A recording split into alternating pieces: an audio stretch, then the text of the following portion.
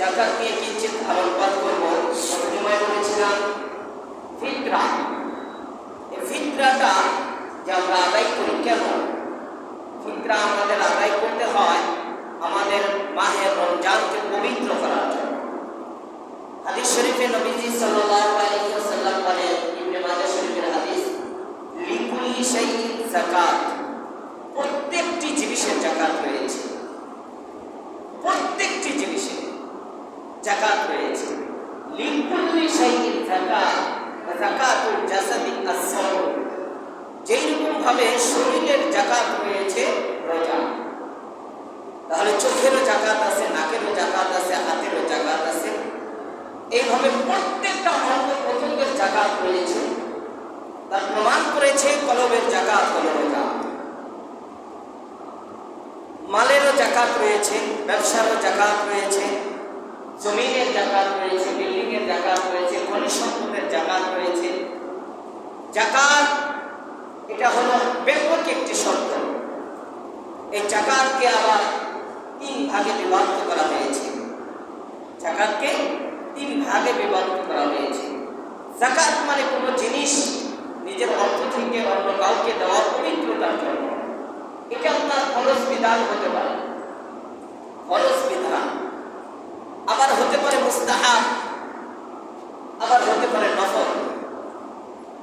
এমনি আমার টাকা থেকে কাউকে কিছু দিয়ে দেওয়া, সদকা দেওয়া, এটা হলো নফল এবং মুস্তাহাব বিধান। আমার মনে চায় হুজুরকে আমি টাকা দেব, খুশি হয়ে মুসাফা করে 10 টাকা দিয়ে গেলাম, এটা হাদিয়া। এটা কি হাদিয়া। আর একটু ভালোভাবে বলে দান করা, ভালোবাসা জমানো, ভালোবাসা জমানো। সদকার দ্বারা, দানের দ্বারা ভালোবাসা জমে যায় মানুষের সাথে, উপহারের দ্বারা। আর আমাদের বর্তমান জামানায় এখন ব্যবহার হয় গিফট। এই গিফটটাও সদকার ভিতরে, দানের ভিতরে রয়েছে। আরেকটি হলো সুন্নাত, সুন্নাত। আরেকটি হলো ওয়াজিব। সুন্নাত ওয়াজিবের যে বিধান, যেটা ফরজের কাছাকাছি, যা আমরা ফিতরা আদায় করব। ফিতরা, এই ফিতরাটা হলো আপনার আদায় করতে হবে আল্লাহর বিধান, নবীর তরিকা। এটা ওয়াজিব, ফরজের কাছাকাছি। ফিতরা আপনার আদায় করতেই হবে। এটা হলো আপনি পবিত্রতার জন্য আল্লাহর সাথে মত বিনিময় করে আপনার জিনিসটাকে পবিত্র করে নেবেন। আরেকটি হলো আল্লাহর সরাসরি আদেশ, এটা হলো যাকাত। দেখি যাকাত, এটা আপনার মনে চাইলেও দিতে হবে, না হলেও দিতে হবে, আল্লাহর আদেশ এটা। আসুন আমরা ফিতরা নিয়ে কিঞ্চিত আলোকপাত করি। যেহেতু মাহে রমজান, এই রমজানে আমরা ফিতরা আদায় করব। ফিতরাটা কখন আপনার উপরে এই বিধান হিসাবে আসে, ওয়াজিব হিসাবে?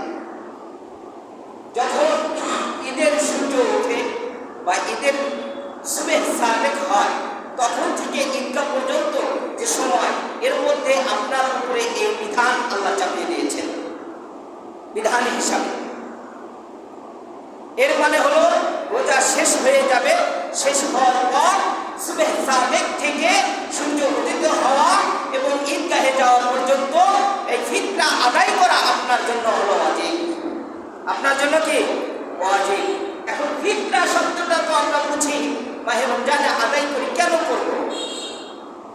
বর্ণনায় বলা হয়েছে আপনার এই রোজায় যদি কোনো ভুল ত্রুটি হয়ে থাকে, মিথ্যা কথা, চগলখুরি, অজান্তে যদি কোনো ভুল হয়ে থাকে, এই ফিতরা আদায় করার সঙ্গে সঙ্গে আপনার রোজা আরশ কুরসিতে পৌঁছে যাবে। সুবহানাল্লাহ। ফিতরা মানে খুলে দেওয়া, আপনার পবিত্রতা অর্জন করে আল্লাহ পর্যন্ত পৌঁছিয়ে দেওয়া। এখন আমাদের ইসলামিক ফাউন্ডেশন থেকে যে ঘোষণা দেওয়া হয়েছে, আলেম ওলামা হক্কানি যারা রয়েছেন গবেষণা করে বলেছেন 110 টাকা। কত টাকা? টাকা হিসাবে কত টাকা? কথা বলুন। 110। আমরা আল্লাহ শুনবো এবং বুঝবো, এজন্যই যে আমার তো আদায় করতে হবে। আমরা 110 টাকা বাংলাদেশ ইসলামিক ফাউন্ডেশন এবং ধর্মগুরু যারা রয়েছেন তাদের পক্ষ থেকে ঘোষণা হয়েছে। এর সর্বনিম্ন, এরপরেও আবার ব্যতিক্রমে জেলা ভিত্তিক কিছু মাসআলা রয়েছে। কোনো কোনো জায়গায় জিনিসের দাম কত বেশি, সেই খাতিরে ওলামা হযরত মাসআলার ভিতরে একটি ঘোষণা করেছেন, যেমন হাজারি থেকে ফতোয়া দিয়েছে 100 টাকা দিলে আদায় হয়ে যাবে। কত টাকা? 100 টাকা সর্বনিম্ন যেটা। আর সর্বোচ্চ আপনার এক ছাড় খেজুর বা কিশমিশ এটার মূল্য দিতে হবে হিসাবে প্রায় 2800 টাকা। কত টাকা? 2800 টাকা। আপনি আরো বেশি দিতে পারেন, 2900 দিতে পারেন, 3000 দিতে পারেন দ্রব্য মূল্য। এখন যদি আমরা আমাদের জিনিস মানে খাবার জাতীয় কোনো জিনিস দিই, যেমন ধরেন গম বা গমের আটা, তাহলে 2.5 সের। কতটুকু? 2.5 সের। সতর্কতা স্বরূপ 2 সের, সতর্কতা স্বরূপ 2 সের আদায় করতে পারি আমরা সের হিসাবে। তাহলে 2.5 সের গম। সের আর কেজির মধ্যে একটু পার্থক্য রয়েছে, সেই ক্ষেত্রেই বলেছে 2 কেজি আদায় করলে সবচেয়ে উত্তম হবে। এরপরে যদি আমরা চাউল, প্যারা বলা হয়, গ্রামগঞ্জে চাষ হয় চাউল, এই জাতীয় কোনো জিনিস যদি আদায় করি তাহলে 3.5 কেজি, 3.5 কেজি আদায় করতে হবে। আর সার হিসাবে এসেছে খেজুরের ভিতরে, খেজুরের ভিতরে ওই হিসাবে বলা হয়েছে প্রায় 2804 টাকা। এর মানে হলো যে আমরা কম বেশি করে আদায় করতে পারবো। সর্বনিম্ন 110 টাকা, সর্বোচ্চ 2800 টাকা, আরো বেশি দিতে পারি। এটা হলো আমাদের ফিতরার মাসআলা।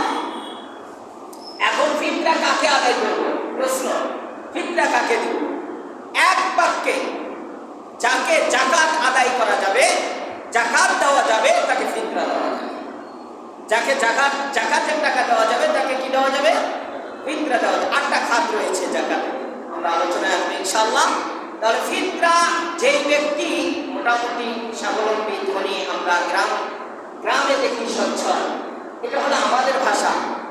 শরীয়তের ভাষায় এটাকে বলা হয় নাই। শরীয়তের ভাষা বলা হয়েছে যে আপনি ফিতরা আদায় করবেন এমন মানুষ আপনি যে আপনাকে মোটামুটি আকারে 52.5 তোলার যে রূপোর দাম, এই দাম অনুযায়ী টাকা পয়সা যাকাত ওয়াজিব হয় নাই আপনার উপরে। কিন্তু দেখা যায় যে ওই ঈদের দিনে এতটুকু টাকার অধিকারী আপনি। যাকাত আর ফিতরার মধ্যে একটু পার্থক্য আছে। ফিতরাটা হলো আপনার সুবে সাদের থেকে আপনার ঈদের নামাজ পর্যন্ত, এর মধ্যে এই সময়ের ভিতরে ওই যাকাতের টাকার সমপরিমাণ মালিক হওয়া।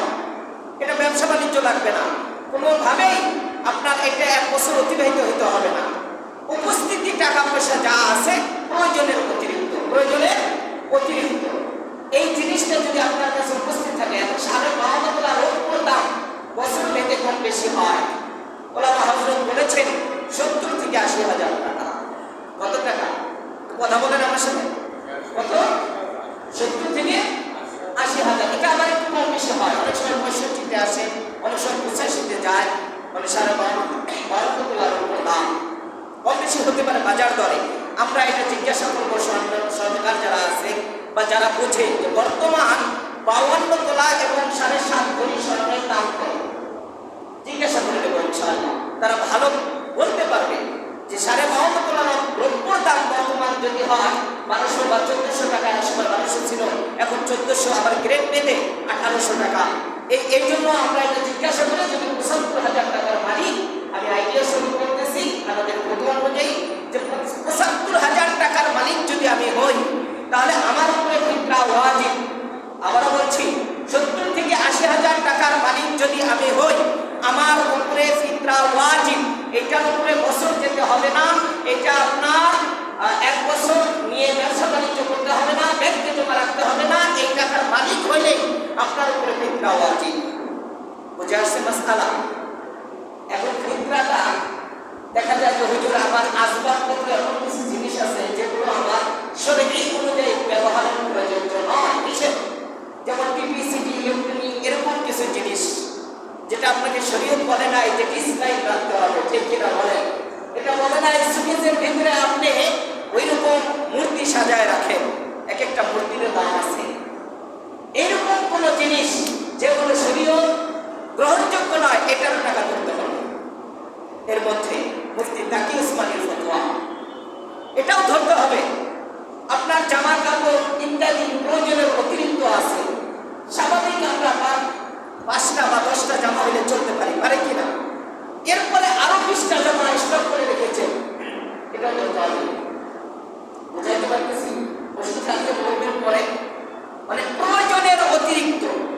আপনার বাচ্চা কাচ্চা সেমাই সুজি বা ঈদ মার্কেট টুকিটাকি যেটা স্বাভাবিকভাবে শরীয়ত গ্রহণযোগ্য বা যেটা হারাম নয়, এরপরে আপনি হিসাব করবেন যে আমার কি 70,000 টাকা আছে কি না।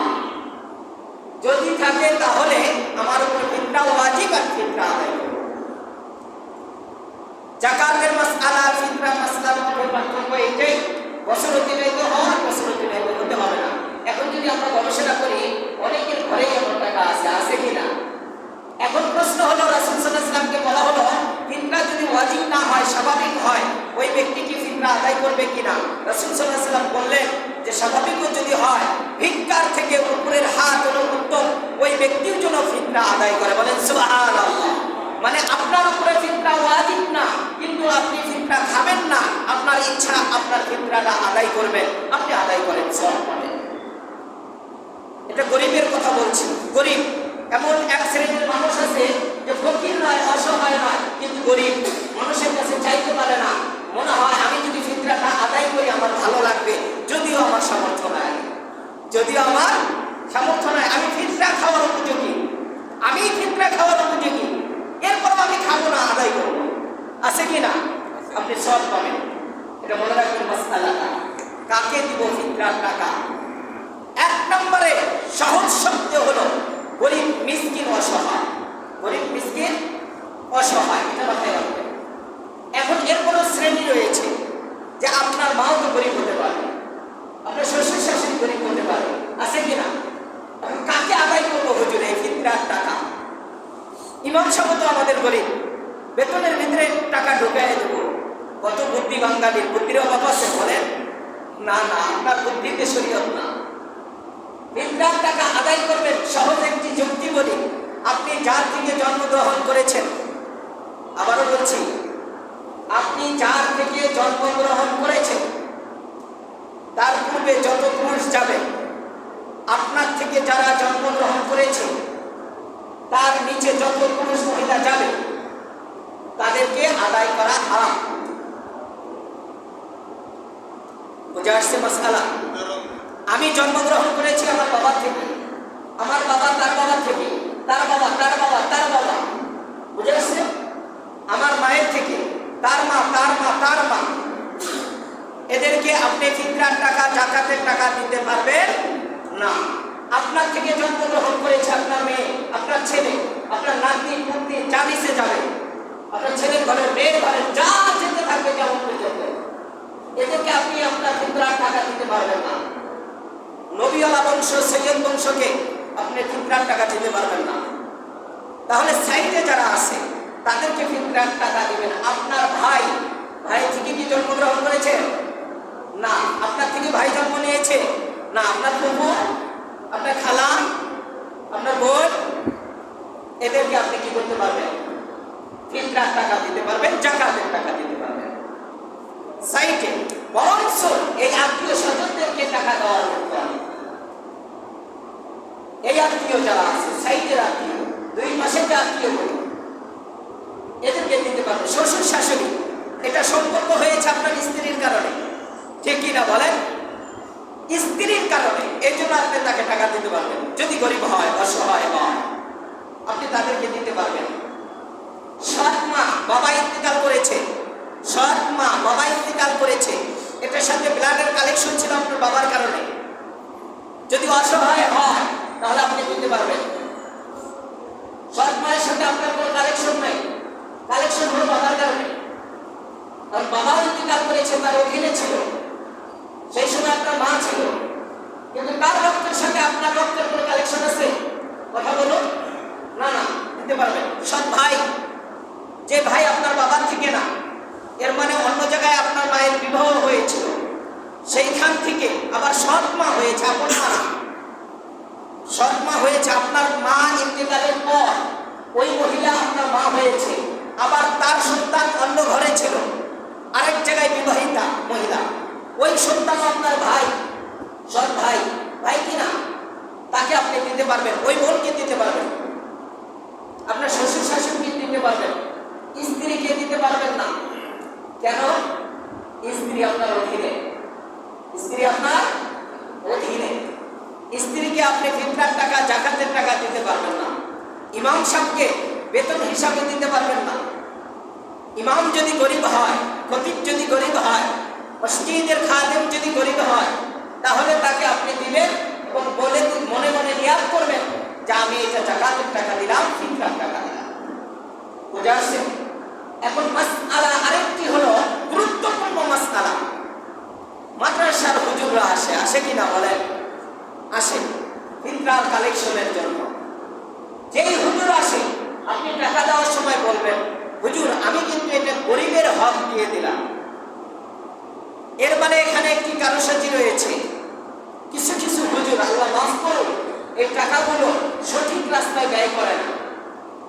আল্লাহ তাআলা তাদের বোঝার তৌফিক দান করুন।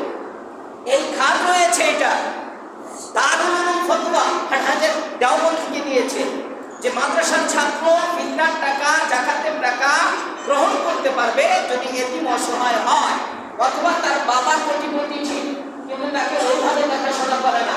মাদ্রাসায় যখন সাধারণ হয়ে যায়, শরীয়ী মাসআলা অনুযায়ী কানবী রাহমাতুল্লাহি আলাইহি বলেন, যখন সাধারণ হয় একটা ছেলে, তখন দায়িত্ব তার নিজের বহন করতে হয়। এরপরেও বাবা যে টাকা পয়সা দেয় লেখাপড়ার জন্য আমাদেরকে, এটাকে বলা হয় ইহসান। কি বলা হয়? ইহসান। এমন কিছু বাবা রয়েছে কোটিপতি, কিন্তু সন্তানকে দেখাশোনা করে না, টাকা দেয় না।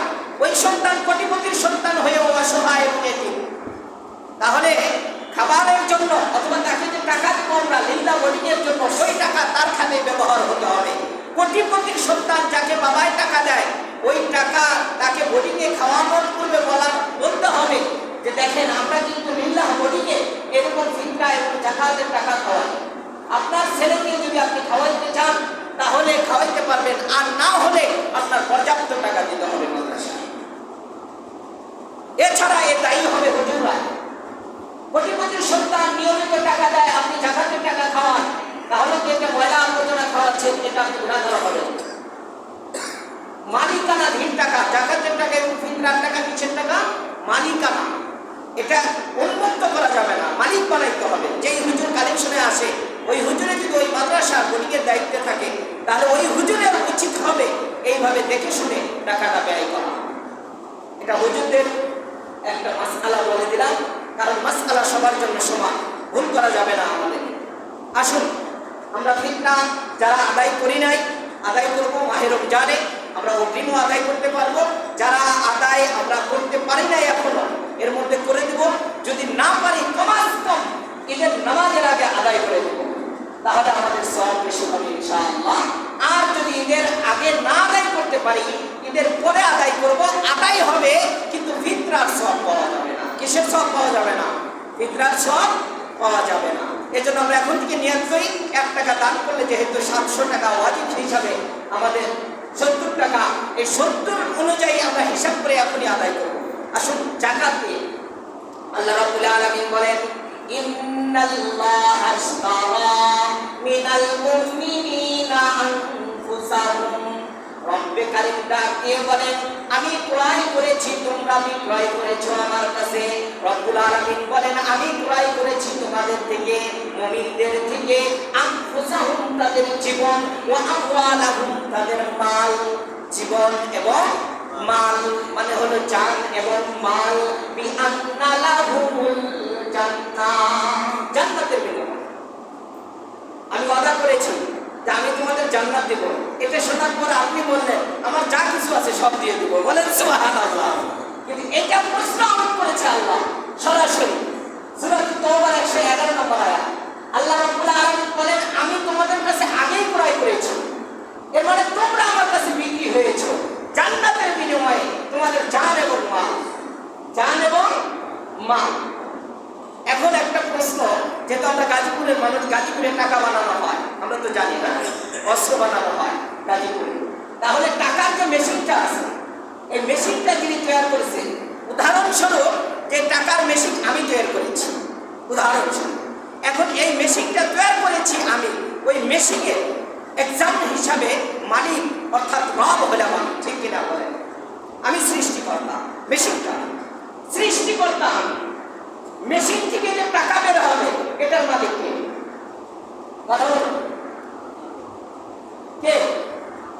যিনি ওই মেশিনের মালিক, যিনি সৃষ্টিকর্তা, উনি তো ওই মেশিন থেকে যা বের হবে সব তার। এখন উনি ইচ্ছা করলে ওই টাকাটা বিতরণ করতে পারে, ওই টাকাটা নিজের কাছে রাখতে পারে। ঠিক কিনা বলেন? এই মেশিনের মালিক আমি, মেশিন থেকে যা বের হবে এটারও মালিক আমি। মেশিন সৃষ্টি করেছি আমি, মেশিনটা তৈরি করেছি আমি, মেশিন থেকে যা বের হবে এটারও মালিকও আমি।